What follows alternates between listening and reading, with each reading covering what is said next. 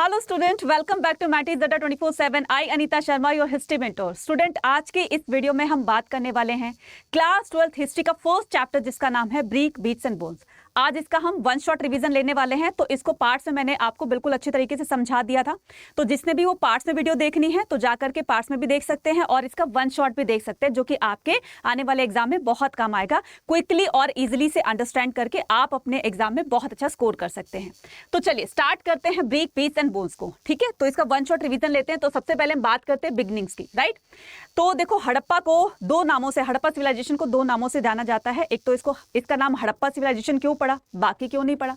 इसका नाम Indus valley civilisation क्यों पड़ा, बाकी कुछ और भी तो रखा जा सकता था। क्योंकि इसकी खुदाई, इसका एक्सकवेशंस का काम जो है वो सबसे पहले आपके पाकिस्तान में एक सिंध प्रांत है, ठीक है, उसके एक शाहीवाल डिस्ट्रिक्ट में हड़प्पा नामक एक सिटी है, वहीं से सबसे पहले इसकी एक्सकवेशन स्टार्ट हुई थी। एक्सकवेशन स्टार्ट होने के बाद यहाँ पर, क्योंकि हड़प्पा वो सबसे पहला शहर था जहां से खुदाई होना स्टार्ट हुआ था, इसलिए इसका नाम हड़प्पा रख दिया गया।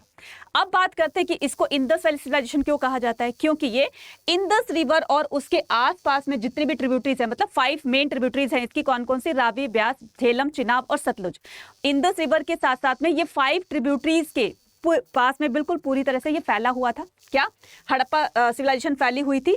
तो यहाँ पर आप देख रहे हैं ये मेन रिवर है कौन सी, इंडस रिवर, राइट। और इसकी ट्रिब्यूटरीज कौन कौन सी है। ट्रिब्यूटरीज का मतलब होता है बच्चा, ट्रिब्यूटरीज का मतलब होता है आपके सहायक नदी है। ये आपकी इंडस रिवर है, ठीक है। ये आपकी हो गई झेलम, हो गई चिनाब, हो गई रावी, हो गई ब्यास, हो गई और सतलुज हो गई। तो ये इसकी 5 ट्रिब्यूटरीज है मेन, जिसमें कि ये पूरी, इसके आसपास में ये पूरी सिविलाइजेशन लोकेटेड थी। तो दोनों नाम आपको पता चल गए, इसका नाम हड़प्पा क्यों पड़ा और इसका नाम इंडस वैली सिविलाइजेशन क्यों रखा गया। क्लियर हो गया। अब बात करते हैं इसके बिगनिंग की। तो there were the several archaeologist, खुदाई के दौरान हमारे आर्कियोलॉजिस्ट को काफी सारे एविडेंसेस में ऐसे मिले जिससे पता लगाया गया कि यहाँ पर कोई बहुत साल पहले, हजारों साल पहले कोई सिविलाइजेशन बसी रही होगी, जिसमें लोगों का रहन सहन, जिसमें लोगों इस तरह से रहा करते थे, व्यापार किया करते थे, बहुत सारी चीजें हमें खुदाई के दौरान मिली, राइट। अब इनके अंदर, आर्टिफैक्ट्स के अंदर या खुदाई के दौरान क्या क्या चीजें हमारे आर्कियोलॉजिस्ट को मिली, तो यहां पर देखिएगा, pottery, evidence of the agriculture and the pastoralism and some craft, ठीक है। तो यहां पर बताया गया है कि उसमें आपको ये देखना है कि पॉटरी के साथ साथ, मिट्टी के बर्तनों के साथ साथ में एग्रीकल्चर के एविडेंसेस भी मिले। इससे ये पता चलता है कि वो लोग एग्रीकल्चर भी किया करते थे, ठीक है। बार्ली हो गया, वीट हो गया, इनकी एग्रीकल्चर किया करते थे। एग्रीकल्चर में कौन कौन सी टेक्नोलॉजीज वो अपनाया करते थे जिसकी वजह से वो एग्रीकल्चर करते थे। जैसे आज के टाइम में आप क्या देखते हो, एग्रीकल्चर में आप देखते हो कि ट्रैक्टर जो होता है वो प्लोइंग के लिए यूज किया जाता है, सीड्स को स्प्रेड करने के लिए किया जाता है, फिर इरिगेशन के रिसोर्सेज। तो वो कौन सी टेक्नोलॉजी अपने खेतों में, अपने फील्ड्स में या एग्रीकल्चर में वो कौन सी टेक्नोलॉजी अपनाते थे जिसकी वजह से वो खेती बाड़ी करते थे। क्लियर है।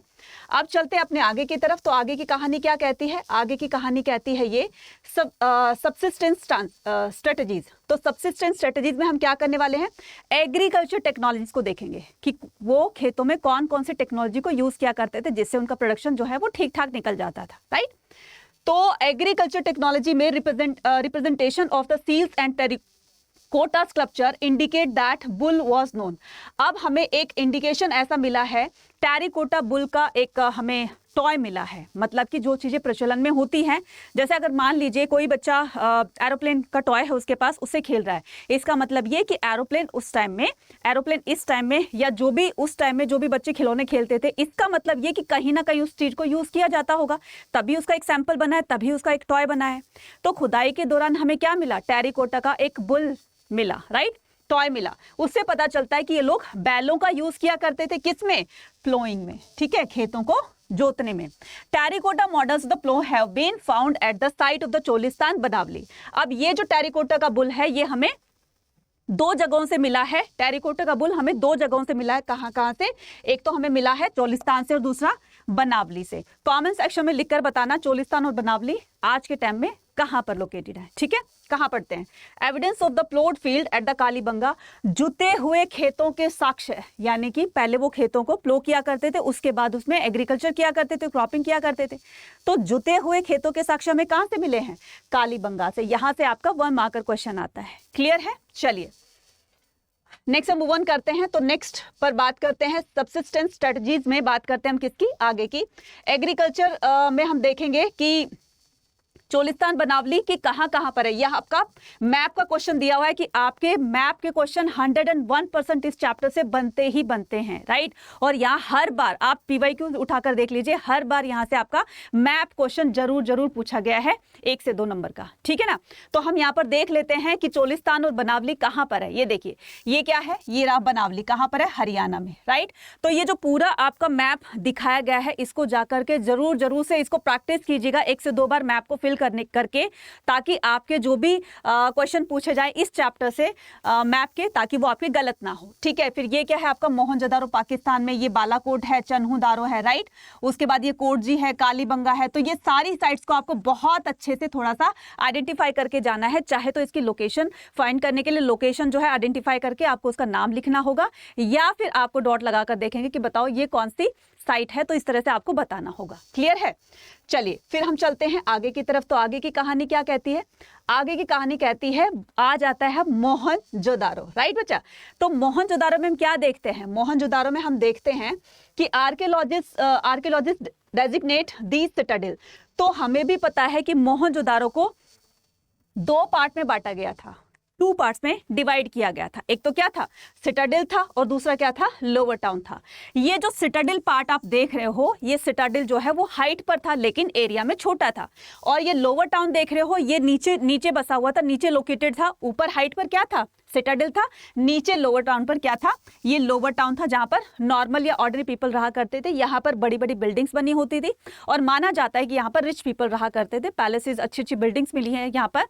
तो यहाँ पर क्या बताया गया है कि लोअर टाउन वॉज वॉल्ड। अब इन दोनों को, सिटाडेल को और लोअर टाउन को, दोनों को ही बहुत अच्छे से प्रोटेक्ट किया गया था। बड़ी बड़ी वॉल्स थे, उसको फोर्टिफाइड किया गया था।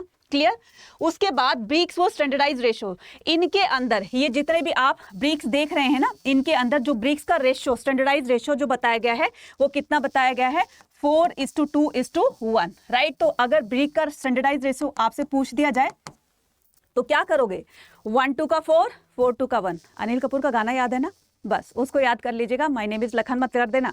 1:2 का 4, 4:2 का 1, यानी कि उनकी जो लेंथ होती थी वो 4 होती थी, उसकी ब्रेथ होती थी वो 2 होती थी, और इसका जो थिकनेस होती थी, मोटाई होती थी, वो 1 होती थी। क्लियर है।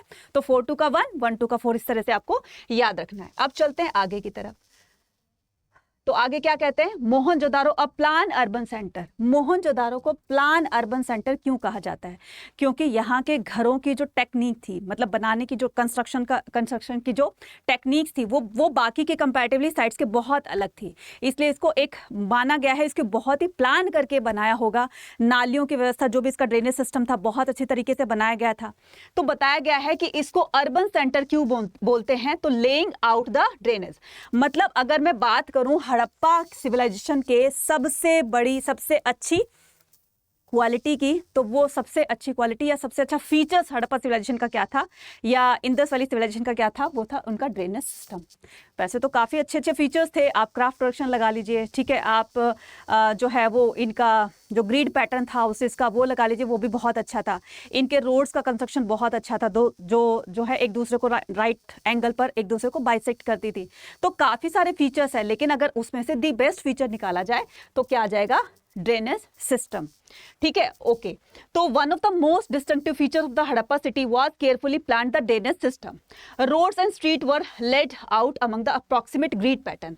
अब इनके घर कैसे बने होते थे, ये देखो, ये इनकी नालियों की ऐसी व्यवस्था थी कि देखो हर घर के साथ साथ में एक नाली बनाई जाती थी, राइट। ये ग्रिड पैटर्न पर ये घर बने होते थे। ग्रिड पैटर्न क्या होता है, जैसे आप मोबाइल में वो देखते हैं ना, अपने फोटो गैलरी देखते हैं, तो उसमें आपको इस तरह से फोटो दिखाई देती है, या इस तरीके से फोटो हॉरिजॉन्टल वर्टिकल दिखाई देता होगा, राइट। लेकिन इसमें ग्रिड पैटर्न आप देख रहे हो ना कि इस तरीके से, मतलब सारे घर जो हैं वो एक साथ आपको दिखाई दे रहे हैं। रोड्स देख रहे हो, यहाँ पर रोड्स देख रहे हो कि एक दूसरे को वो 90 डिग्री के राइट एंगल के पर्सपेक्टिव से वो एक दूसरे को बाइसेक्ट करती हैं, राइट। यही चीज इसमें बताया गया है, intersecting at the right angle. तो रोड भी बड़े अच्छे लंबे चौड़े होते थे, बहुत ही साफ सुथरे होते थे। हर घर की दीवार के साथ में ये बिल्कुल कंपल्सरी कर दिया था कि जो स्ट्रीट होती है उस, अगर मान लीजिए यहाँ पर मैं अगर स्ट्रीट बनाती हूँ, ठीक है, अब उस स्ट्रीट के दोनों तरफ जो घर बने होंगे, स्ट्रीट के दोनों तरफ जो घर बने होंगे, घर की एक दीवार जो है वो इस घर की एक दीवार स्ट्रीट के साथ में लगी होगी और उस घर की दीवार के साथ साथ में क्या बनाया जाएगा, एक ड्रेनेज यहाँ पर बनाया जाएगा, मतलब एक नाली यहाँ पर बनाई जाएगी जिससे घरों का सारा वेस्ट वाटर जो है इस नाली के थ्रू फ्लो होता रहे और बाहर जाकर मेन रोड पर जो होल बनाया जाता था, मेन होल बनाया जाता था, वहां पर उसको फ्लो कर दिया जाता था।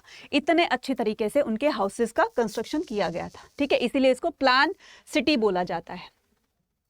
मोहनजोदारो प्लान्ड अर्बन सेंटर में अब हम बात करते हैं किसकी, सिटाडेल की। तो सिटाडेल जो कि हाइट पर बना हुआ था, एरिया में छोटा था लेकिन वो हाइट पर बना हुआ था और इसमें जो है वो रिच पीपल रहा करते थे, रिच पर्सन रहा करते थे।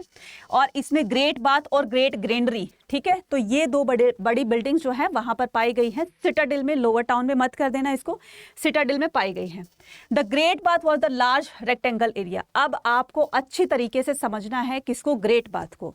ये जो ग्रेट बाथ था बच्चे, ये इस तरीके का रेक्टेंगल शेप में बना होता था। ठीक है, रेक्टेंगल शेप में बना होता था और इस ग्रेट बाथ में क्या किया गया था, ग्रेट बाथ को रेक्टेंगल शेप में बना करके, ठीक है, मैं यहाँ पर बना देती हूँ ताकि आपको अच्छे से समझ में आ जाए। राइट, ये इस तरीके से रेक्टेंगुलर शेप में इसको बनाया गया था। राइट, ठीक है, इसके दोनों तरफ नॉर्थ और साउथ में यहाँ पर स्टेयर्स लगी होती थी नीचे जाने के लिए, इस बेदिंग एरिया में जाने के लिए। राइट, नॉर्थ और साउथ साइड से स्टेयर्स बनी होती थी और इसके ईस्ट और वेस्ट साइड में, इसके ईस्ट और वेस्ट साइड में यहाँ पर दोनों तरफ में चेंजिंग रूम बने हुए थे 3-3। राइट, जहाँ पर वो लोग चेंज किया करते थे और फिर चेंज करके फिर वो बेदिंग किया करते थे, फिर वापस से आकर के चेंज किया करते थे। अच्छा, इसका फ्लोर जो होता था रेक्टेंगुलर शेप का जो बाथिंग बनाया गया था, बेदिंग प्लेस बनाया गया था, मतलब कि आपका ये ग्रेट बाथ बनाया गया था। तो इसका जो ये जो फर्श था ना, ये बर्न्ड ब्रिक से पकी हुई ईंटों से बनाया हुआ होता था और इसके ऊपर चारकोल का मोर्टार का लेप किया गया था ताकि पानी जो है वो ज़मीन पे रिस करके नीचे ना जाए और दीवारें खराब ना हो। बहुत अच्छे तरीके से बनाया गया था। फिर इसमें पानी भरने के लिए, इस एरिया में पानी भरने के लिए जहाँ पर वो स्नान किया करते थे, कुआं से इसमें पानी भरा जाता था। तो इसके पास में कुआं बना होता था, यहाँ से लोग बकेट भर भर के इसमें पानी को फिल किया करते थे। जब ये बेदिंग कर लिया करते थे फिर इसको ड्रेन के, जैसे मैंने भी बताया ना कि घरों के वेस्ट वाटर को नाली के द्वारा निकाल दिया जाता था, सेम वैसे ही इसमें भी साथ साथ में इस तरह से ड्रेन बनी हुई थी और उसको फ्लो कर दिया करते थे पानी को, इस तरीके से जाकर मेन हॉल में वो निकल जाता था। तो इस तरीके से आप देख रहे हो ना, ये पूरा ग्रेट बाथ का इस तरह से वो स्ट्रक्चर बनाया गया था और बहुत ही ब्यूटीफुल तरीके से, बहुत सारे हमारे हिस्टोरियंस ने कहा भी है और जब इस पर रिसर्च की गई तो ऐसा जो सिस्टम था, चाहे वो आपके हाउसेस का कंस्ट्रक्शन था, चाहे वो आपका ड्रेनेज सिस्टम था, चाहे वो आपकी इतनी सोची समझे, मतलब एक प्लान तरीके से हर चीज़ को बनाया हुआ था, तो ऐसा सिस्टम कहीं और किसी भी सिविलाइजेशन में नहीं देखा गया। क्लियर? चलिए अब चलते हैं आगे की तरफ। तो आगे की कहानी क्या कहती है, ये आगे की कहानी है। अब करते हैं डोमेस्टिक आर्किटेक्चर पे बात करते हैं। ठीक है, अभी डोमेस्टिक आर्किटेक्चर क्या होता है, अभी हमने सिटाडेल को पढ़ा। ठीक है, सिटाडेल में ग्रेट बाथ और ग्रेट ग्रेनरी ये दो फेमस बिल्डिंग थी, बाकी तो थी ही छोटी छोटी, लेकिन उनका कहीं भी वर्णन नहीं किया गया है। अब बात करते हैं लोअर टाउन की। Lower town had at Mohenjodaro provides the example of the residential building. जो लोग नीचे लोअर टाउन में रहा करते थे उनके हाउसेस का कंस्ट्रक्शन बताया गया है, उनके घरों को किस तरह से बनाया गया था। राइट, तो many were centred on a country yard. एक ऐसा घर होता था, ठीक है, और घर का एक बड़ा सा आंगन होता था, ठीक है, जिसमें वो सारे जो भी उनके सेलिब्रेशंस होते थे, घरों में जो भी शादी ब्याह होता है, कुछ भी फंक्शन होता है, घरों में एक आंगन होता था, हर घर में खुला आंगन होता था, वहीं पर ही लोग सारे बैठ करके और अपना टाइम स्पेंड किया करते थे, कुछ भी एक्स्ट्रा काम किया करते थे। तो उसके साथ में जो होता था रूम्स होते थे, मतलब घर के आंगन में बीचों बीच आंगन होता था और चारों तरफ उनके रूम्स बने होते थे। रूम्स की एक खासियत ये थी कि कहीं भी कोई भी विंडो नहीं पाई गई थी, किसी भी रूम में कोई भी विंडो नहीं बनाई गई थी, प्राइवेसी का बहुत ख्याल रखते थे।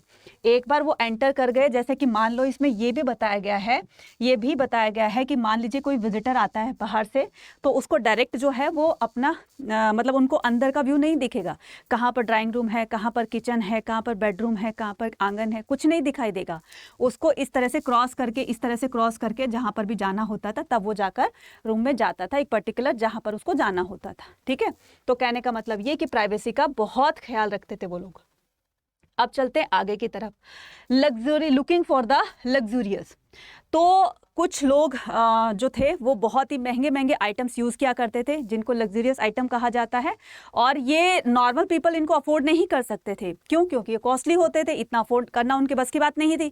तो ये जो है आर्टिफैक्ट्स जो है, लग्जरियस आइटम जो है, वो हमें कहाँ से मिले? हमें बुराइल्स के साथ में कुछ दबे हुए इस तरह के कॉस्टली आइटम मिले हैं, जिससे ये पता चलता है कि ये जो डेड बॉडी जिसकी भी है वो एक अच्छे घर से बिलोंग करता होगा, अमीर घर से बिलोंग करता होगा। बाकियों के साथ में जो भी बुराइल्स मिले उनके साथ में मिट्टी के नॉर्मल बर्तन मिले हैं। क्लियर? अब हम क्या करेंगे? Artifacts the classified utilitarian and the luxurious by the archaeologist. ठीक है, तो हमारे आर्कियोलॉजिस्ट को मिला कि कुछ लोग जो हैं वो लग्जरियस आइटम भी यूज़ किया करते थे। Utilitarian object are daily use made by the fairly easily out ordinary material such as the stone और द क्ले। राइट? तो जो ऑर्डिनरी पीपल थे वो या तो पत्थर के या फिर मिट्टी के बर्तन होते थे, उन्हीं को यूज किया करते थे। Luxuries were those item they are rare made of the costly. अब ये लग्जरीज आइटम में कौन से होते थे? जैसे ये, अगर मान लो मैं इसको बताऊं कि आपके एनसीईआरटी में भी दिया होगा, ये जो है ये फाइनेंस का पोर्ट है। अभी फाइनेंस पोर्ट क्या होता है? मतलब सॉयल होती है, सॉयल में सिलिका और गम दोनों को मिक्स किया जाता है, और मिक्स करने के बाद फिर उसका स्टफ बनाया जाता है। उस स्टफ से वो पॉट्स तैयार किए जाते थे, बर्तन तैयार किए जाते थे, एक्सवाइजेड जो भी बनाना होता था। फिर उसको सन ड्राइड किया जाता था, धूप में सुखाया जाता था। तो जब वो धूप में सूख जाता था तब वो एक तरह से स्पार्क करता था, चमक पैदा करता था। फिर उसके बाद सूख जाने के बाद उसमें थोड़ी बहुत आर्ट भी कर दिया, ड्राइंग वगैरह भी किया करते थे, कुछ कलरिंग वगैरह भी कर दिया करते थे, जिससे वो और सुंदर लगता था। तो ये जो है इसमें, क्योंकि इसका प्रोसेस थोड़ा सा बहुत ही कहते हैं ना मेहनत वाला था, इसलिए इस पर जो है वो ज़्यादा इसकी कॉस्ट रखी गई थी, क्योंकि जिसमें जितनी ज़्यादा मेहनत लगती है वो इतना ही कॉस्टली होता है। गलत तो नहीं कह रही हूँ, है ना? तो ये तो आज भी बात लागू होती है। क्लियर? तो ये था हमारा फाइनेंस पॉट। अब नेक्स्ट बात करते हैं हम, नेक्स्ट क्या आता है कि burials. At the burials in Harappan site, तो बात करते हैं हम किसकी? डेड बॉडीज की। मोहनजोदारो का जो लिटरल मीनिंग होता है वो क्या है? माउंट्स ऑफ डेड, मृतकों का टीला जिसको बोला जाता है।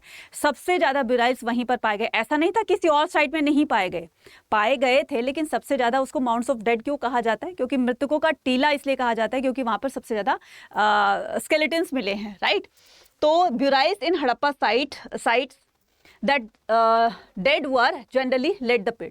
अब इनको क्या किया जाता था? जो ये डेड बॉडीज होती थी इनको हमेशा गड्ढे बना करके इनको दफनाया जाता था। राइट? और उनके पास में इस तरह के बर्तन को रखा जाता था कि भाई भगवान के घर जा रहा है, बीच में भूख प्यास लगेगी, कम से कम बर्तन होंगे तो उन पर रख के खा तो लेंगे ना। तो इस तरह के वो सुपरस्टिशियस थे, बहुत ज्यादा अंधविश्वासी थे। तो कई बार तो ऐसे भी होता था कि हर उसके डेड बॉडीज के साथ में उसके कुछ ना कुछ जो भी यूज किए हुए बर्तन होते थे उसके, तो उसके साथ में रख दिए जाते थे। ठीक है? कहीं कहीं पर किसी बुराइल्स के साथ में हमें कॉपर मिरर मिला है। जो ज्वेलरी है वो मैन और वुमेन के साथ में दोनों ही, क्योंकि दोनों ही पहनने के शौकीन थे, तो उनको पहने हुए भी एज इट इज उनको दबा दिया गया था। और जब वो खुदाई के दौरान जब उनके प्रूफ मिले तो वो ज्वेलरी भी हमें मिली। इससे ये पता चलता है कि दोनों ही मैन और वुमेन ज्वेलरी पहनने के बहुत ज्यादा शौकीन थे। राइट?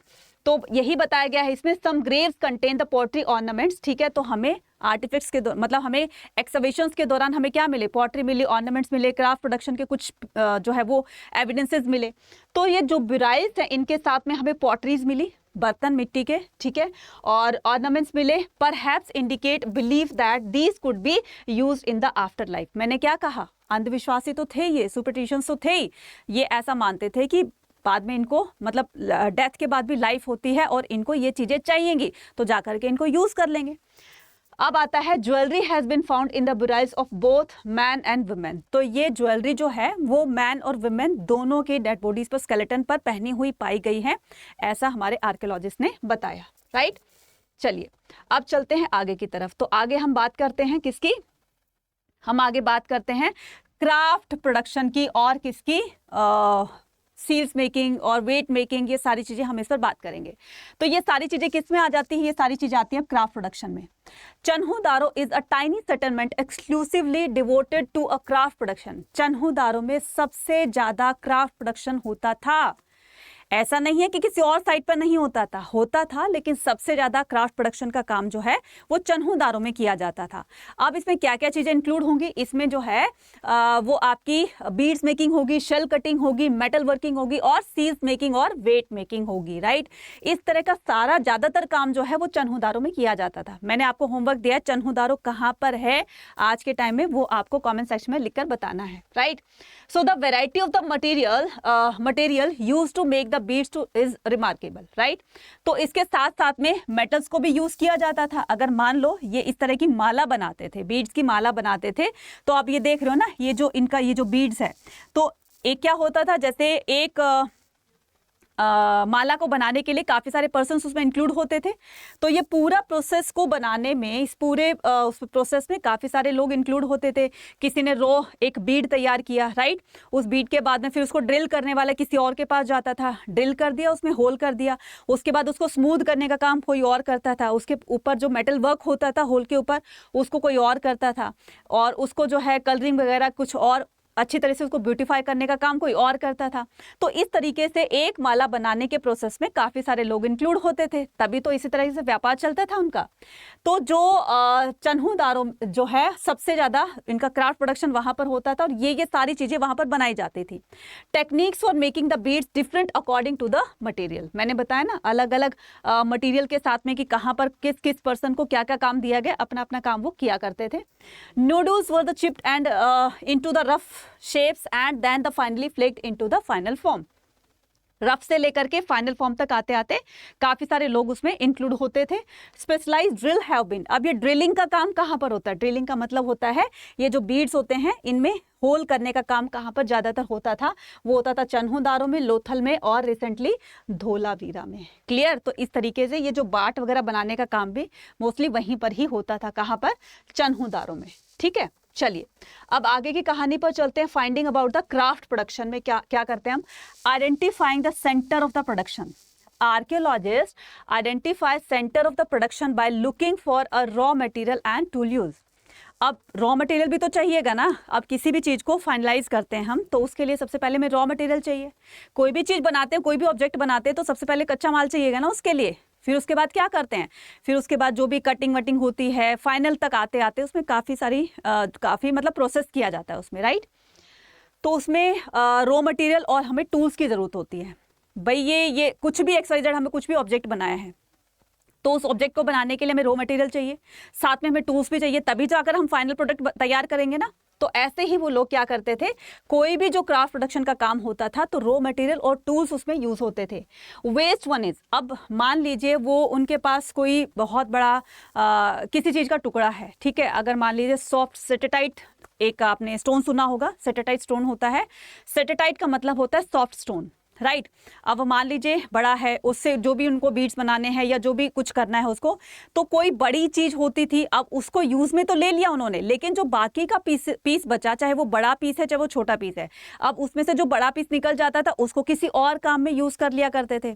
शेल कटिंग का काम होता था, जो बड़े बड़े शेल्स होते थे उसका जो भी ऑब्जेक्ट बनाना होता था वो बना लिया, बाकी के बचे हुए बड़े पीसेस को वो लोग नेक्स्ट ऑब्जेक्ट के लिए तैयार करते थे, उसको यूज कर लिया करते थे।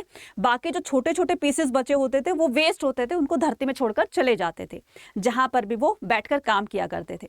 तो वही छोटे छोटे पीसेस हमारे आर्कियोलॉजिस्ट को धरती में जो है वो दबे हुए मिले, ठीक है। और इससे पता चलता है कि वो वहां पर बैठकर क्राफ्ट प्रोडक्शन का काम किया करते थे, ठीक है, क्राफ्ट वर्क किया करते थे। These traces suggested that apart from the small specialized center, craft production was also undertaken in the large cities such as the Mohenjo-daro and Harappa। इसके अलावा मोहनजोदारो और हड़प्पा में भी इस तरह का काम किया जाता था और वहां से भी हमें इसके एविडेंसेस मिले। क्या मेरी बात समझ में आ गई यहाँ तक? ठीक है। अब हम क्या करते हैं, strategy for the procuring matter, ठीक है, material. So material from the sub continent and beyond. अब देखो कौन सी चीज, कौन सा मेटल कहाँ से लाया जाता था, कौन सी चीज कहाँ से, कितनी दूर से, कौन कौन से एरिया से लाई जाती थी या एक्सपोर्ट की जाती थी, इंपोर्ट की जाती थी, वो सारी चीजें हम डिस्कस करने वाले हैं। So the Harappa procured the material for the craft production in the various ways, right. तो क्राफ्ट प्रोडक्शन को बहुत तरीके से उसको एक फाइनलाइज किया जाता था। अब मेटल है, मेटल जो है वो कहीं से गोल्ड लाया जाएगा, कहीं से शेल्स लाए जाएंगे, कहीं से सिल्वर लाई जाएगी, जाएगी, कहीं से कुछ लाया जाएगा, तब कॉपर लाया जाएगा, तब जाकर वो काम होगा ना सही से, तब जाकर उसको फाइनल किया जाएगा। तो अब देखो यहाँ पर terracotta toy models to bullock cart suggested that it was one important means of trans. अब ये जो इस तरह का हमें एक मिट्टी का खिलौना मिला है, ठीक है, एक्सकवेशंस के दौरान, तो ये मिट्टी का खिलौना, ये जो बुल्लक कार्ट है, ये शो करता है कि वहां के लोग जो हैं वो बैलगाड़ी यूज किया करते होंगे जब उनको एक एरिया से दूसरे एरिया में आना जाना होता होगा, यहीं से वो अपना सामान जो है वो ले जाए लाते थे। तो यहाँ पर बताया गया people across the land route, ठीक है, तो लैंड रूट के लिए ये लोग बैलगाड़ी का यूज किया करते थे। Another strategy for procuring raw material may have been send the expeditions which establish the communication with the local communities. अब आसपास के एरिया में जाना होता था, बहुत ही नजदीक जाना होता था तो पैदल चले जाते थे, थोड़ा दूर जाना होता था बैलगाड़ी यूज करते थे, और भी जैसे दूर दूर के देशों के साथ उनके कम्युनिकेशन होते थे तो वो लोग रिवराइन रूट को भी यूज किया करते थे, राइट। चलिए अब चलते हैं आगे की तरफ। आगे की कहानी कहती है contact with the distance land. दूर दराज के किन किन देशों के साथ उनके व्यापारिक संबंध थे, ठीक है, तो यहां पर हम पढ़ने वाले हैं। Archaeologist find that suggested that the copper was also probably bought from Oman, ठीक है। अब ये बताया गया है, देखो यहाँ पर एक अगर लोकल कम्युनिटी की बात करें तो खेतरी राजस्थान से कॉपर को लाया जाता था मेटल, क्योंकि राजस्थान के खेतरी का कॉपर जो होता था वो दी बेस्ट क्वालिटी का माना जाता था। अगर दूर दराज देशों की बात करें तो इसमें बताया गया है कि archaeologist find suggested that copper was probably का मतलब शायद, बॉट फ्रॉम द ओमान, ठीक है, on the south eastern tip of the Arabian peninsula, ठीक है, तो ओमान से लाया जाता था। मेसोपोटामिया की एक टेक्स्ट से जो कि हमें 3rd मिलेनियम BC में से वो उस टाइम की बनी हुई थी, तो उसके एविडेंस से हमें पता चला कि refers to copper coming from a region called Magan. तो उसके टेक्स्ट, उसके जो एक वो हमें मिली थी, एक डेटेबल टेक्स्ट मिली थी, मतलब एक टेक्स्ट लिखा हुआ जो हमें मिला, उससे ये पता चलता है कि ये जो कॉपर था ये एक रीजन से आता था, उस रीजन का नाम क्या था, ओमान, सॉरी मगन, ठीक है। अब ये मगन जो था perhaps a name for Oman. अब ये जो ओमान है ना, इसी का नाम क्या बताया गया है, मगन बताया गया है। तो कुछ आर्कियोलॉजिस्ट ने कहा कि जिस रीजन से कॉपर आता था उसी का नाम क्या था, ओमान था, उसी का नाम क्या था, मगन था, right. Other archaeological find including the Harappa seals, दूसरे आर्कियोलॉजिकल्स ने क्या फाइंड किया कि हड़प्पा की सील्स, वेट, डाइस, अच्छा ये लोग डाइस का भी यूज करते थे, ठीक है। अब अपने आप को एंटरटेन, अब आपके टाइम की तरह तो ये मोबाइल फोन नहीं होते थे या वीडियो गेम नहीं होते थे, पहले चलते थे, लेकिन आज के टाइम में तो आप ये PUBG वगैरह तो सब आईफोन में ही आप खेल लेते हो ना गेम को। तो कहने का मतलब ये कि हर टाइम में कुछ ना कुछ तो एंटरटेनमेंट का साधन उनके पास होगा ना, तो वो लोग शतरंज, ये जो वो पासे वासे होते हैं ना, डाइस होती है, शतरंज वगैरह होते हैं, तो इस तरीके से वो लोग अपने आप को एंटरटेन किया करते थे, right. Dice and the beats which suggested contact with the region named Dilmun. अब ये जो चीजें, other archaeological find that including the Harappa seals, मतलब उनको बाकी और चीजों के साथ साथ में क्या क्या चीजें मिली, हड़प्पा की सील्स मिली। हड़प्पा की सील क्या होती है, मोहरें होती है। हड़प्पा की मोहरें एक हमें मिली मेसोपोटामिया से, मेसोपोटामिया की सील मिली हड़प्पा से। इसका कहने का मतलब ये हुआ कि हड़प्पा के रिलेशन, जो ट्रेडिंग रिलेशन थे, वो मेसोपोटामिया के साथ भी होते थे, ठीक है ना, तभी तो ये एक दूसरे की जगह पर मिले ना सील्स। डाइस भी मिली है, बीट्स भी मिले हैं, right, which suggested with the contact. इससे ये पता चलता है कि अदर रीजन के साथ में, ठीक है, एक रीजन था जिसका नाम दिलमुन था, ठीक है, प्रोबेबली द आइलैंड। अब ये दिलमुन क्या था, ये बहरीन का एक आइलैंड था, ठीक है, तो वहां से ये सारी चीजें मिली। Magan and Meluha possibly the Harappan region. अब इस मगन को और मेलुहा को, ठीक है, ये बताया गया है कि ये हड़प्पा के रीजन थे, ये हड़प्पा की ही साइट थी। तो इसमें आर्कियोलॉजिस्ट ने जब फाइंड किया तो उन्होंने कंक्लूजन निकाल के बताया कि मेलुहा और मगन जो है वो हड़प्पा की साइट थी। और कहीं ना कहीं ये इस बात की तरफ इशारा करते हैं कि ये जो मगन है ना, वो खेतरी राजस्थान का है। हालांकि उस टाइम में तो ऐसा कुछ था नहीं, आज के टाइम ही तो खेतरी राजस्थान बोल रहे हैं ना, क्योंकि आज के टाइम में तो हमें पता है राजस्थान कहाँ पर है, खेतरी राजस्थान के अंदर ही है, लेकिन पहले इसको क्या बोला जाता था, ये इस बात की तरफ ये इशारा करते हैं, ठीक है। चलिए अब हम क्या करते हैं, आगे की तरफ बढ़ते हैं। तो आगे की कहानी कहती है ये कि सील्स एंड द सीलिंग। देखो सील्स और सीलिंग में दोनों में डिफरेंस क्या होता है। ये होती है आपकी सील्स, यानी कि मोहरे जिसको बोलते हैं, ठीक है, इनको क्या बोलते हैं, मोहरे, राइट। मोहरे बोलते हैं। और ये क्या होती थी, सीलिंग होती थी, मतलब ठीक है। तो ये जो मोहरे होती थी ये किसी एक, जैसे होता था ना कि एक बैग होता था, उस बैग में क्या करते थे, उस बैग में इन सील्स को या फिर कोई भी ऑब्जेक्ट होता था, कीमती ऑब्जेक्ट होता था कॉस्टली, तो वो इनको बैग में इनको भर दिया करते थे, राइट। भरने के बाद जो इसका मुंह होता है ना, उसको क्या करते थे, गीली, उसको रैप करके गीली मिट्टी उसके ऊपर चिपका दिया करते थे। तो उसको पेस्ट करके गीली मिट्टी से फिर जो सेंडर होता था ना, वो अपनी स्टैंप उस पर लगा दिया करता था। फिर इसको धूप में सुखाया जाता था, राइट। सूखने के बाद फिर किसी भी अपने वेल विशर को, किसी भी अपने विश्वास योग्य पर्सन को दे करके, और जिसके पास भेजना होता था उसके पास उसको भेज देते थे, ठीक है। ये क्या होती है, ये होती है सीलिंग, राइट। ये क्या होती है, ये होती है सीलिंग्स, क्लियर। और ये क्या हो गई, सील हो गई। दोनों बात समझ में आ गई, ठीक है। ये क्या हो गई, सील्स हो गई।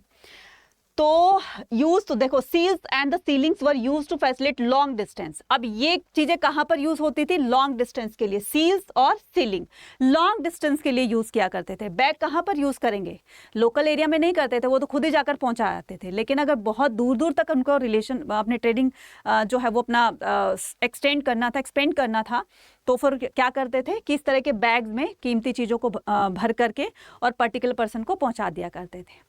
अब बात ये आती है कि जिस भी पर्सन को ये रिस्पॉन्सिबिलिटी दी होगी, क्या उसने इसके अंदर देखा नहीं होगा क्या होगा, क्या उसके मन में नहीं आई होगी कि यार देखते हैं इसके अंदर क्या चीज़ निकली है। पहली बात तो ये कि पहले के लोग इतने दिमाग में इतना आता नहीं था कि इसमें से कुछ चुरा ले। अगर मान लो कभी आ भी गया ऐसा मन में, तो अगर मान लो उस जो भी उसका वेलविशर होता था उसने उस मिट्टी को खोल लिया, उसके बैग के माउथ को उसने ओपन कर लिया और उसमें से कुछ चीजें निकाल ली, लेकिन जब उसको दोबारा वैसे फोल्ड करता था तो ना तो उसके पास स्टैंप थी उसी टाइप की, फिर उसको धूप को सुखाने में तो थोड़ा टाइम भी लगता था, तो फिर क्या करते थे, तो उसे पता चल जाता था कि ठीक है जैसे तैसे करके, मान लो वो बहाना लगा दिया किसी तरीके से कि चलो 2 दिन लग गए उसको, 4 दिन लग गए, इस तरीके से कहीं बीच में रास्ते में कुछ प्रॉब्लम हो गई होगी, लेकिन उसको कहीं ना कहीं जो है पकड़ लिया जाता था कि जरूर इस बैग के साथ में कोई छेड़खानी की होगी, राइट। और इस तरह से फिर वो अपना विश्वास खो देता था, फिर बाकी कभी भी उसको काम नहीं दिया जाता था। लेकिन ऐसा बहुत, मतलब होता ही नहीं था, ऐसा तो कहीं भी हमने पढ़ा नहीं है कि ऐसा कोई काम होता था। एक छोटी सी बात मैंने आपको बताई है कि इस तरह का काम भी होता था, राइट। तो सेम वैसा ही वो नहीं बना सकता था। हड़प्पा की स्क्रिप्ट को एनाग्रामेटिक स्क्रिप्ट क्यों कहा जाता है, ये आपका मोस्ट इंपॉर्टेंट क्वेश्चंस में आता है, ठीक है, इंपॉर्टेंट क्वेश्चंस में आता है ये। Harappa seals usually have a line of writing. Harappa की सील जो होती है ना, हड़प्पा की सील जो होती है वो एक जैसे हम लोग क्या करते हैं, इस तरह से हमने लाइन में लिखा ना उसको, ऐसे ही वो लोग लाइन में लिखते थे, ठीक है। Usually have a line of writing, ठीक है, एक ही लाइन में राइटिंग करते थे वो। Probably containing the name of the title. अच्छा, इस सील में या जो भी वो काम करते थे, कुछ भी XYZ लिखते थे, तो उस पर्टिकुलर सील पर क्या होता था, मान लीजिए ये सील है, ठीक है, इस पर्टिकुलर सील पर क्या होता था, यहाँ पर वो अपना नाम लिख देता था और अपना डेजिग्नेशन लिख देता था। अब मान लो आप क्लास के मॉनिटर हैं या स्पोर्ट्स कैप्टन हैं, तो अगर आपको नोटिस बोर्ड पर कोई नोटिस लगाना है, ठीक है, कि कंपटीशन होने वाला ये है, जैसे आप नोटिस लिखते हो ना, मैम ने इंग्लिश मैम ने सिखाया होगा, तो नोटिस आपने लिख करके नीचे लिख दिया कि अपना नाम लिख दिया और स्पोर्ट्स कैप्टन लिख दिया। सेम वैसे ही हड़प्पा के जो लोग होते थे, जो भी वो सेंडर होता था, वो क्या करता था, इन सील्स पर अपना नाम और अपना जो भी उनका डेजिग्नेशन होता था वो लिख देते थे। Scholars have also suggested that the motive. Scholars ने, जो विद्वानों ने, मतलब ये सजेस्ट किया हमें कि ये जो मोटिव होता है, ये क्या है बच्चे, मोटिव है, जनरली अ एनिमल, ठीक है। तो ये क्या है, आपको दिख रहे हैं ना, ये देखो हॉर्न दिख रहे हैं आपको, राइट। तो ये क्या है, ये एक सील है जो कि जो पढ़ा लिखा नहीं होता था, इस बैल के थ्रू वो पहचान जाता था कि इसका मतलब ये होता है। जैसे कि मान लीजिए हमारे ग्रैंड पेरेंट्स हैं, ठीक है, हालांकि बहुत सारे इसमें 90% जो लोग होते थे, ग्रैंड पेरेंट्स के पहले वाले की बात कर रही हूँ, उसमें अनपढ़ होते थे, ठीक है, पढ़ लिख नहीं सकते थे। अब वो 2 रुपए का नोट कैसे पहचानेंगे, कोई ना कोई तो उन्होंने पहचान बना रखी होगी ना, कि जब भी तुम ऐसा देखो नोट पर, इसका मतलब ये है कि वो 2 रुपए का नोट है, पहले के टाइम की बात कर रही हूँ, ठीक है। और कुछ जो है वो 10% आज भी हैं जो कि पढ़े लिखे नहीं हैं, लेकिन वो चीज़ों को पहचानते कैसे हैं, कोई ना कोई तो उन्होंने मार्कर बनाया होगा ना, पहचान बनाई होगी कि ये चीज़ है, ठीक है, घर में यूज़ होती है, बार बार उस चीज़ को देखते हैं तो उनकी पहचान बन जाती है। तो सेम ऐसे ही जो पढ़े लिखे नहीं होते थे, इस मोटिव को देखकर समझ जाते थे कि भाई ये लिखा हुआ है, इसका मतलब ये है। बात समझ में आ गई, ठीक है, conveyed a meaning to those who could not read, right, जो पढ़ लिख नहीं सकते थे। मोस्ट इंस्क्रिप्शंस आर शॉर्ट, जो इंस्क्रिप्शंस होते थे, इंस्क्रिप्शंस क्या होते हैं बच्चे, जो हार्ड सरफेस पर लिखे हुए कुछ कंटेंट होता था, ठीक है, कुछ भी लिखा होता तो उसको क्या बोलते थे, उसको बोलते थे इंस्क्रिप्शंस, राइट। तो ये इंस्क्रिप्शंस जो होते थे बहुत ही छोटे छोटे होते थे और इनमें बहुत ही छोटे छोटे अक्षरों में लिखा जाता था। सबसे बड़े इंस्क्रिप्शन पर हमें सिर्फ 26 साइन मिले हैं।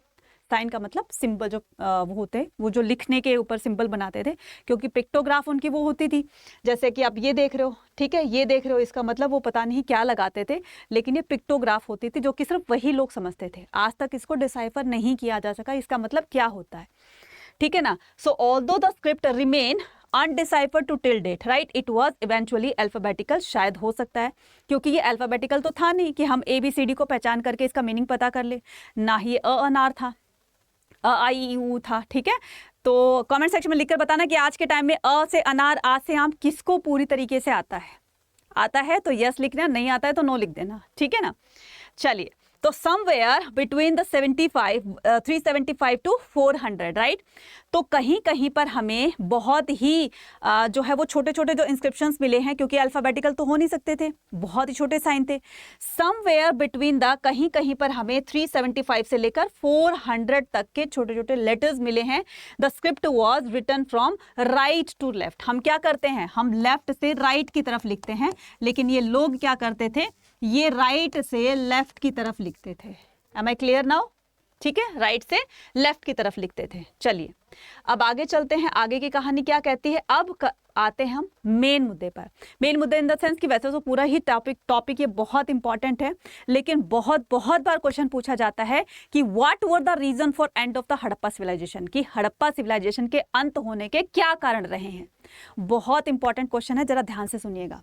बहुत सारे हमारे हिस्टोरियंस ने या आर्कियोलॉजिस्ट ने इसके बारे में बताया है कि क्लाइमेट चेंज होने की वजह से इसका जो है ये एंड हो गई। कुछ बताते हैं डिफॉरेस्टेशन की वजह से, कुछ बताते हैं कि बहुत ज़्यादा फ्लड आ गई थी, बाढ़ आ गई थी, जिसकी वजह से ये पूरी की पूरी डिस्ट्रॉय हो गई। And the shifting and drying of the river, कुछ कहते हैं कि ड्रॉट आ गया था, सूखा पड़ गया था। कुछ कहते हैं कि आर्यंस के आने से उन्होंने सारे हड़प्पन वासियों को जो है वो मार दिया, किल कर दिया और खुद आकर यहाँ पर सेटल्ड हो गए, राइट। और फिर बाद में ऋग्वेद काल आएगा, यानी कि इसके 1500 बाद से फिर वो एक वैदिक पीरियड स्टार्ट हो जाता है, जहां पर ऋग्वेद को कंपोज वगैरह किया जाता है। वो नेक्स्ट हम चैप्टर में पढ़ेंगे, ठीक है।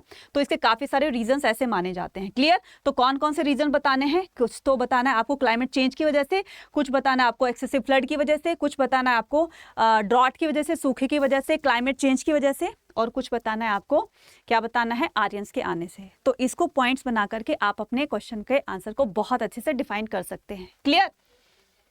चलिए नेक्स्ट मूव ऑन करते हैं। तो नेक्स्ट क्वेश्चन, एंशिएंट अथॉरिटी। तो क्वेश्चन ये उठता है कि इतनी बड़ी सिविलाइजेशन को क्या कोई राजा रूल नहीं करता था। आ रहा होगा ना दिमाग में। लेकिन ये बात सही है कि इतनी बड़ी सिविलाइजेशन को कोई एक पर्टिकुलर राजा रूल नहीं करता था, क्योंकि ऐसे हमें जो पृष्ठ किंग की जो मूर्तियां मिले हैं वो ना सिर्फ हमें मोहनजोदारो से बल्कि अलग अलग साइट्स पर हमें इस तरह की मूर्तियां मिली है। इससे क्या शो होता है, इससे ये शो होता है कि पर्टिकुलर रीजन में कोई पर्टिकुलर पूरी सिविलाइजेशन का कोई एक रूलर नहीं था।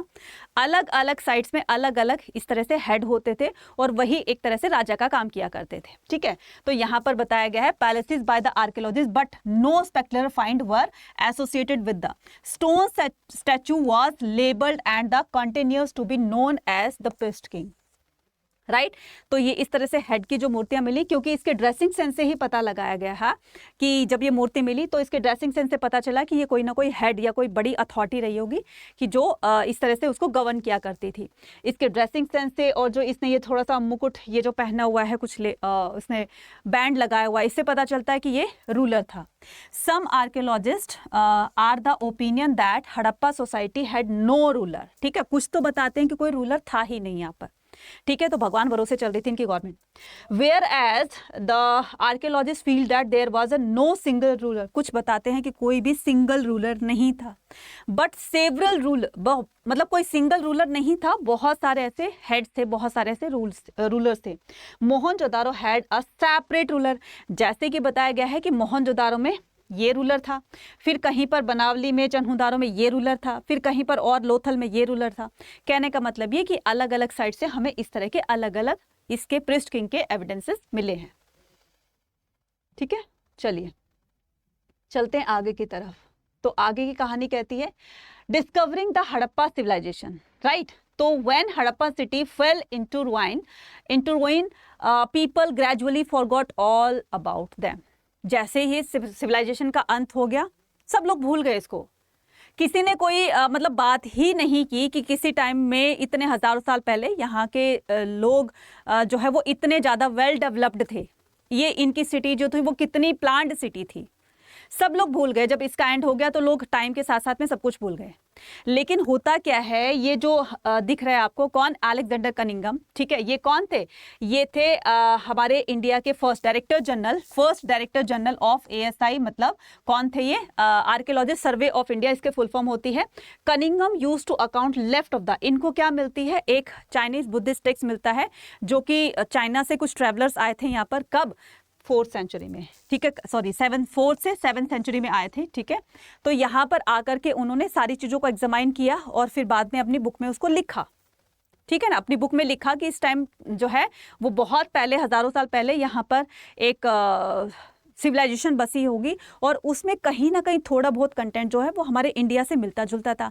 अब इनकी क्यूरियोसिटी बढ़ गई कि वाकई में हमारे इंडिया का, हमारे भारत का पास्ट जो है इतना ग्लोरीफाइड था, मतलब लोग इतने अच्छे तरीके से रहते थे, इतने प्लांट सिटी में रहा करते थे। फिर इनकी जो है कंफ्यूजन यहाँ पर क्रिएट होती है कि जब जॉन मार्शल ने 1924 में जब वो ASI बने थे तो उन्होंने सबसे पहले डिक्लेयर किया था, इंडिया में सबसे पहले डिक्लेयर किया था कि यहाँ पर बहुत हजारों साल पहले एक सिविलाइजेशन बसी रही। तो इनको यकीन नहीं हुआ क्योंकि इनको जो बुक मिली थी उसमें मेंशन कुछ और किया गया था। लेकिन जो इनके खुद के जो वो थे, क्या बोलते हैं, इनके जो टीम मेंबर्स थे, ठीक है, उन्होंने, जॉन मार्शल ने बताया कि यहाँ पर बहुत पहले सिविलाइजेशन बसी थी। लेकिन उसके एविडेंस के हिसाब से वो कुछ और टाइम पीरियड बता रहे, कुछ और डेट बता रहे थे। तो कंफ्यूजन यहाँ पर इनकी क्रिएट होती है। A site like Harappa which was not a part of the entry of the Chinese pilgrimage and the was not known as the early historical city. तो उनको जो चाइनीज बुद्धिस्ट टेक्स्ट मिला उसके अकॉर्डिंग कुछ स्टेटमेंट कुछ और थी और हमारे जो आर्कियोलॉजिस्ट ने जो स्टेटमेंट थी वो दोनों की मैच नहीं करी, इसलिए कंफ्यूजन यहाँ पर क्रिएट हो जाती है। अब चलते हैं अपने आगे की तरफ। तो आगे की कहानी कहते हैं discovering the Harappan civilisation, new old civilisation. अब इसमें देखना क्या कहता है ये। 1924 में जब जॉन मार्शल ASI बने तो इन्होंने सबसे पहले वर्ल्ड में दुनिया को बताया कि भाई दुनिया की 4 ओल्डेस्ट सिविलाइजेशन में से हड़प्पा एक है। 3 बाकी की कौन सी है? एक तो आपकी चाइनीज सिविलाइजेशन, मेसोपोटामिया सिविलाइजेशन और आपकी इजिप्ट सिविलाइजेशन, और चौथी कौन सी है? हड़प्पा सिविलाइजेशन। मेसोपोटामिया क्योंकि बहुत बहुत पुरानी है, ठीक है, उसी की कंटेम्प्ररी कौन सी थी? हड़प्पा सिविलाइजेशन थी, क्योंकि वहां की दोनों की सील्स एक दूसरी जगह पर मिली, तो इनको दोनों को फर्स्ट प्रायोरिटी पे रखा गया। फिर उसके बाद आपकी चाइनीज आ जाएगी, फिर आपकी उसके बाद इजिप्ट आ जाएगी। तो जॉन मार्शल ने बताया कि हड़प्पा भी उनकी कंटेम्प्ररी सिविलाइजेशन है और ये इंडिया की है। So Marshall tended the excavate along the regular horizontal units measure uniformly throughout the ignoring the stratigraphy of the site। अब जब स्ट्रेटोग्राफी किसको बोलते हैं? कमेंट सेक्शन में जरा लिखकर बताना मुझे। स्ट्रेटोग्राफी, ठीक है, स्ट्रेटोग्राफी बोलते हैं जो लेयर्स की, मतलब सॉइल की लेयर की स्टडी करते हैं। क्लियर? तो ये अपनी बात को प्रूव करने के लिए उन्होंने रिसर्च स्टार्ट कर दी, उस पर सर्चिंग स्टार्ट कर दी, उस पर प्रोजेक्ट जो है वो स्टार्ट कर दिया कि हम जो है वो दुनिया को बता कर रहेंगे कि हाँ हम सही हैं और हमने जो भी बताया बिल्कुल सही है। फिर इसके ऊपर रिसर्च होने लग जाती है। ना सिर्फ इंडिया के हिस्टोरियंस, ना सिर्फ इंडिया के आर्कियोलॉजिस्ट, बल्कि बाहर के देशों के आर्कियोलॉजिस्ट इंडियन आर्कियोलॉजिस्ट के साथ मिलकर इस पर रिसर्च स्टार्ट कर देते हैं। और जब धीरे धीरे रिसर्च के दौरान जो आर्टिफैक्ट्स निकल कर सामने आए, जो भी प्रूफ थे, एविडेंसेस थे, उनके सामने आए, तब जाकर उनको यकीन हुआ कि हाँ जॉन मार्शल जी ठीक कह रहे थे। तो यहाँ पर बहुत टाइम पहले इस तरह की कोई सिविलाइजेशन रही होगी जहाँ पर लोग इतने अच्छे तरीके से रहते थे। Clear? Discovering the Harappan civilization में technique and the new questions. अब नए नए क्वेश्चंस क्या बनते हैं? 1980 there has also been growing international interest in the, तो मैंने क्या बताया कि ये ना सिर्फ इंडिया के हिस्टोरियन आर्कियोलॉजिस्ट का एक इंटरेस्ट बना इसमें, बल्कि बाहर के देशों का भी इंटरेस्ट हमारे हड़प्पा में बनने लगा। इस पर जो है वो ज़्यादा इंफॉर्मेशन कलेक्ट करने की होड़ लग गई। ठीक है, कॉम्पिटिशन बढ़ने लगा कि कौन कितनी ज़्यादा इस पर जो है वो रिसर्च करता है, कौन इतनी ज़्यादा इंफॉर्मेशन निकालता है, तो उसके हिसाब से उसकी पॉपुलैरिटी बढ़ती चली जाएगी। क्लियर है? तो अब करते हैं, they are using the modern scientific, कुछ जो है वो उसको मॉडर्न साइंटिफिक तरीके से उसमें टेक्निक्स को यूज करके और प्रूफ लेकर बताते हैं कि हाँ भाई ये बात बिल्कुल सही है। इस तरीके से सारी चीज़ों को एग्जामाइन करके बताया गया, पता लगाया कि these exploration promise to yield interesting result in the future. आज भी जो है इस पर कहीं ना कहीं रिसर्च चल रही है, तो जैसे जैसे रिसर्च चलती रहेगी अपडेशंस जो है आती रहेंगी और हमें हिस्ट्री के बारे में और ज़्यादा पता चलता रहेगा। क्लियर? हाँ जी, तो अब क्या करते हैं, अब आते हैं प्रॉब्लम्स इन पीसिंग टुगेदर।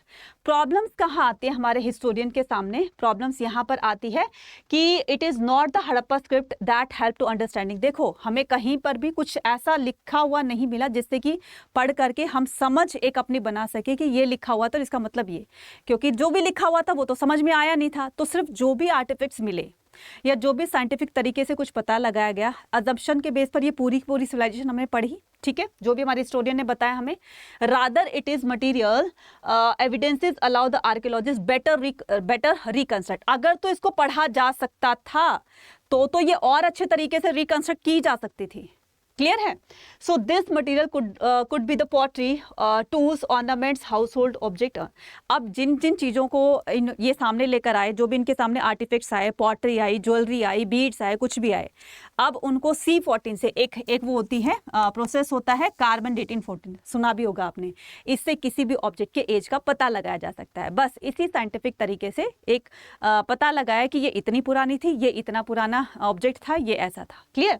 उसके बाद organic material such as the, फिर हमें यहाँ पर कुछ क्लोथ्स भी मिले, लेदर्स भी ऑर्गेनिक मटेरियल होते हैं जो है वो मिट्टी में डिकम्पोज हो जाते हैं।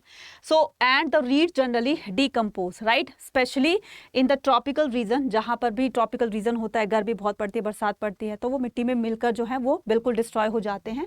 ठीक है, what survive are the stone, burned clay और द टेरिकोटा मेटल एटसेट्रा। कुछ ऐसे एविडेंस मिले जो मिट्टी में दबकर भी खराब नहीं हुए, बस वही एविडेंस हमें मिले हैं और इसी के बिहाफ पर हमारी हिस्ट्री को रिकंस्ट्रक्ट किया गया। तो ये क्या थी? Problems in पीसिंग।